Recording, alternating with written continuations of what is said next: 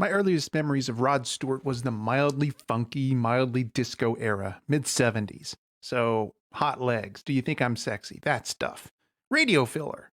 Catchy without a doubt, but also easily dismissible. All through the 70s and 80s, he somehow managed to stay on the radio. Constantly. He was just one of a handful of folks that found a way to change their sound through the constant upheaval of hard rock to disco to new wave to arena rock that was required to stay popular through those 20 years. Him and just a few others, like the Stones and Elton John. In that whole string of radio hits, nothing snagged an appreciable percentage of my attention or appreciation. Not The First Cut is the Deepest, not Young Turks, certainly not Passion. Paris and Bangkok! Looking back, I guess it felt to me like Rod Stewart was one of the anointed handful of musicians that, for reasons known only to our shadowy Illuminati overlords, was chosen to always be around to hold the rock and roll middle ground, and in doing so, serve as a template for what success in music was supposed to look like. The good and the bad. You know, someone to date models, dress trendy, sell arena tickets, and serve as a handy target for unpleasant rumors. Yep, radio filler singer guy. That was pretty much the entirety of my opinion of Rod Stewart when I encountered that fateful 1987 issue of Rolling Stone. And look at that. They say that Every Picture Tells a Story was one of the best albums of the past 20 years. Well, color me shocked. Well, considering it took me 35 years to eventually listen to the dang thing, I guess not that shocked. And to be fair, pondering the notion that Rod Stewart was capable of creating one of the great albums of all time, I just haven't heard anything in the past 35 years that would lend that thought much credence. Big wheel, keep on turning. But maybe I'm wrong. I mean, he's a decent enough singer, I suppose. He did start out with Jeff Beck. The Faces were pretty cool. There might be something here. The thing is, that's been my thoughts about this album for the past 20 years or more. It's like a splinter in my mind. I had to take the radical step of declaring in public that I would spin this album for me to finally give it my undivided attention. And maybe consider the fact that this might be the best album ever released by Rod Stewart. Yeah, but there's that... Okay, here goes.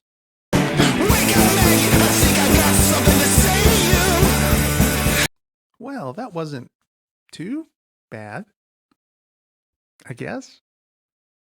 It's kind of hard to say. I mean, there's just 8 songs. Well, 10 if you count the Amazing Grace ending to That's All Right Mama and the Little English Classical intro to Maggie May as separate songs. But of those 8 songs, 4 of them were among the dozens of his tunes that plastered radio airwaves all through my childhood, so I knew them already. So in a way, it feels like I have to evaluate this album based on only about half its content. Because how can someone critically approach Maggie May or I Know I'm Losing You after living with them for close to 50 years? And making things even harder to pull apart, of the remaining 4 songs, the ones that weren't colossal radio hits, 3 of them, Seems Like a Long Time, That's All Right Mama, and Tomorrow Is Such a Long Time, they're all covers. So do I really have to pin the entire strength or weakness of this album just on Mandolin Wind? Well, let's back up a minute. Let me see if I can bring some quantity of objectivity to bear on these songs. I'm sure that for at least some of this, I can access something close to my true reaction without bringing 50 years of radio history along with it. All right, the first song, Every Picture Tells a Story. It's not bad, actually. The 12-string part is pretty cool. The groove is nice. And actually, the form is more complicated than it sounds at first. The verses are made up of 5.5 bar phrases, with 2 of those bars being halftime. Check it out. So halftime just means that instead of having 2 accents per bar, you only have 1 for 4/4 times. So instead of 1, 2, 3, 4, 1, 2, 3, 4, you have 1, 2, 3, 4, 1, 2, 3, 4, like that. So This is the form of Every Picture Tells a Story.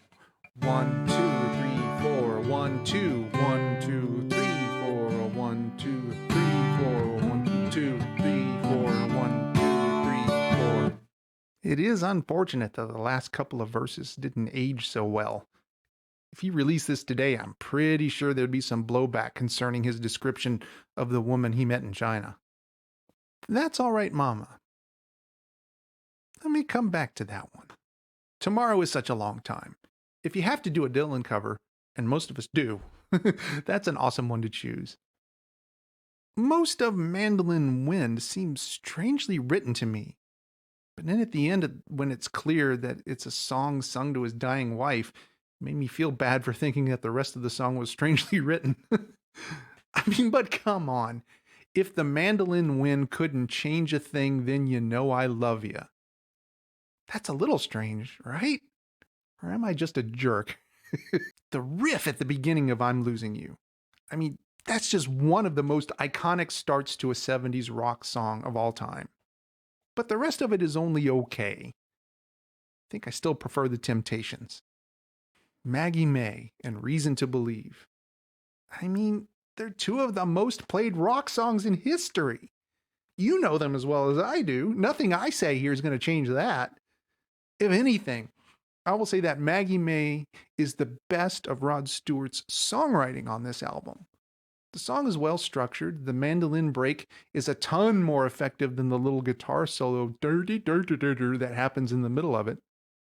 Okay, and as for That's All Right, Mama, I still have a whole swirl of conflicting thoughts about that one. Yeah, I think I have to hear this a bunch more to come to some sort of conclusion about all of this. Back in a flash.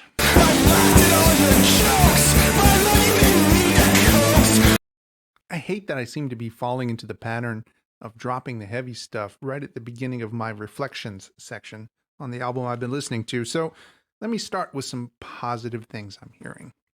The music scene of the UK in the early 70s had a lot going on. There was Genesis and King Crimson and the prog crowd. There was Fairport Convention, Steel Eye Span and the folk bands. There was Zeppelin, Sabbath and the hard rock scene.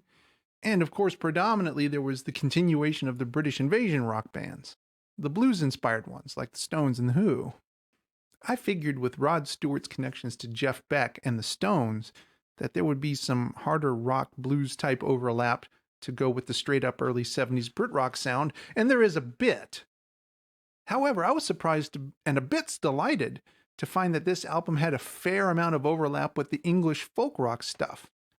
Not just in personnel, like Danny Thompson and Ray Jackson, but also the sound. The upright bass, fiddle, mandolin, and acoustic guitar all give parts of this album a very Straubs kind of feel. I was not expecting that. But now we have to get into That's All Right, Mama, and the Amazing Grace thing at the end of it. It goes farther than it's just not for me or I don't personally like it. I actually think I might be philosophically opposed to this song. Let me see if I can explain. For a starting point, think about what goes through your head when you hear the age-old Beatles or Stones question. For me, it's Beatles all the way every time. That doesn't mean there's nothing about the Stones. Look, they're strong songwriters, they're trendsetters, they're showmen, they're certainly resilient. But there's also an aspect to them, or at least the culture that they inspire, that rubs me the wrong way. I mean, it sure seems to me that the folks that emulate Keith and Charlie, for example, take some degree of pride in making sure that they never got too good at their instruments because somehow, for whatever reason, this mentality is such that the reciprocal of rock and roll is musicianship. That's how it strikes me anyway. It's the notion that attitude is more important than music. That after a certain point, you shouldn't bother practicing anymore. You shouldn't bother learning to read music or understand theory. You should just work on your look and your moves. Man, do I dislike that aspect of their music. And Rod Stewart's cover of That's All Right, Mama is that attitude in concentrated form. Honestly, it's the one song I found myself skipping by the end of the week The only time I've done that in this entire series. Sorry. Man, I can't end it like that, though. It's starting to bum me out a bit to come down so negatively on Every Picture Tells a Story, when most of these songs range from pleasant to interesting. So I got to thinking more about what Rod Stewart has accomplished in his career overall. And finally, it occurred to me, think of all the musicians that came up during the British invasion. Think of Paul McCartney and Mick Jagger and Roger Daltrey and Dave Davies and Robert Plant and Eric Burden, on and on and on and on. Of all of those dozens of musicians, I think that Rod Stewart might be the only one that created a career for himself which would allow him to release an album of jazz standards and still be taken seriously. That's not nothing. End of the day. I don't think my overall opinion of Rod Stewart has changed that much. I still can't work up much enthusiasm for Forever Young. Every Picture Tells a Story isn't too bad, though, if you skip track 3.